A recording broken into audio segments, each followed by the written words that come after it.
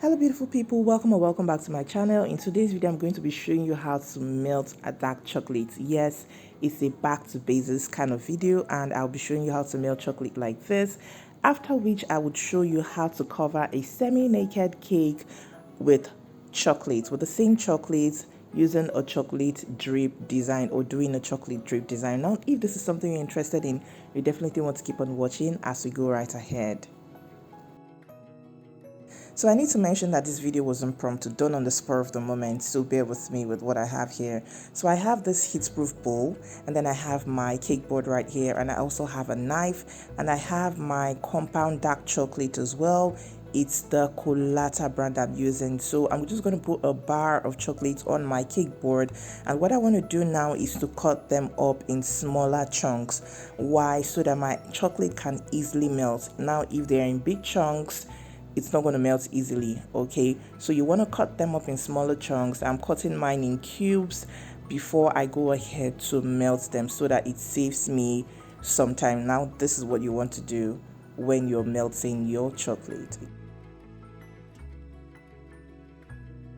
Now once I'm done cutting them up into cubes, I'm going to transfer them into a dry, clean, heat-proof bowl like I have here. So I'm just going to put everything, and I'm using the double boiler method where you put a pot of water over your stove and then just place your bowl that is slightly bigger over the pot and allow the steam of the water do its job. So that is what I'm doing, or using the double boiler method or the bain-marie method of melting chocolate. So this is what it looks like. I've added no water or nothing, and 1 minute in is already melting. So this is just 1 minute in and the chocolate is already melting. You can see the sides right there. The work is already being done.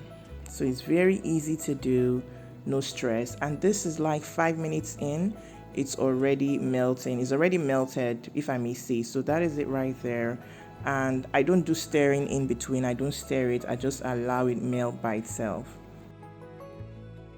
Once I can see it's completely melted, then I can just stir with my spoon. You can also use a spatula, it is fine, but this is what I use and this is what works for me. And this is how it looks like. It is silky and it is smooth. It doesn't have lumps. You can see that it is smooth and the consistency is just nice and it's just right. Okay, so let's go right ahead to cover the cake.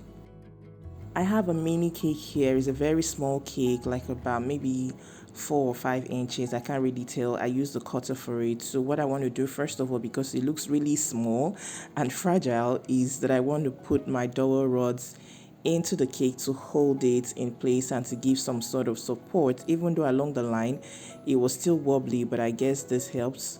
So I'm just going to cut to size and then insert them into the cake.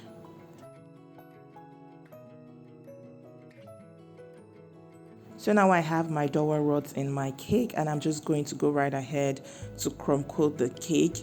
It was a different experience for me because, like I said, this cake was really small. It's a mini cake and it was so tiny for me to work with, but I just tried my best to do that. Okay, so I'm just going to go right ahead to do the crumb coating. If you're working with a cake like this, then you want to be careful because it's light. This is a chocolate cake. You can see how wobbly it is. I was like, this cake is going to fall off this board. So you just want to do it gently, and then I think doing this method is better. So just place your spatula and go around, okay, instead of applying pressure onto the cake. Now once I'm done with that, I'm going to go in with my bent scraper. I can see a spot is bulging out, so I'm just going to trim it right, and then I would continue with the decorating. So this is me trimming out that bulge so that everything is equal and everything is fine for me to work with. So up until this point, I had to leave this chocolate over the pot.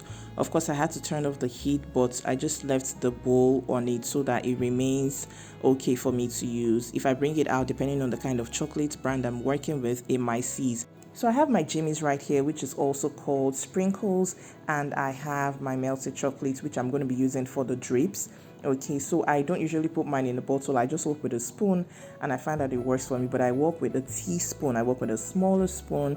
If you want big fat drapes, then you want to use a bigger spoon. But I like my drapes cute and slim, so I will just put it over the edge of my cake and allow it pour over from the tip of the spoon, not the side of the spoon. Okay, if you use the side of the spoon, you're going to get a different result. So this is what I do, and you can see how neat it looks and how neat it is coming down the body or the sides of the cake.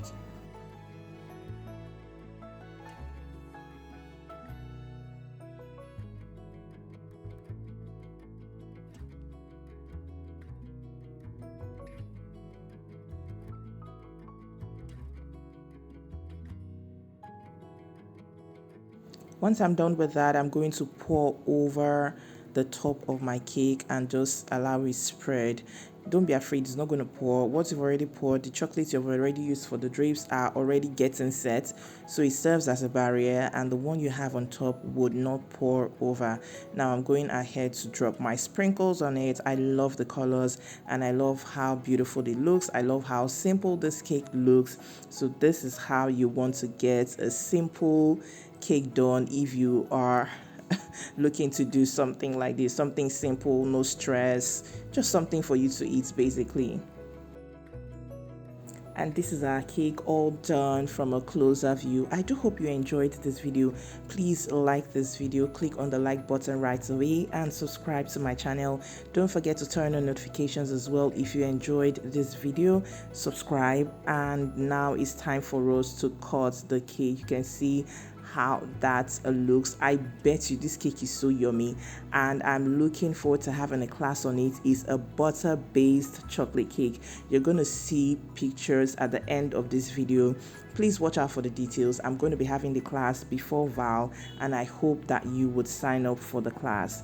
Thank you so much for watching this video once again. Until I see you in the next video, stay happy, stay safe, and stay blessed.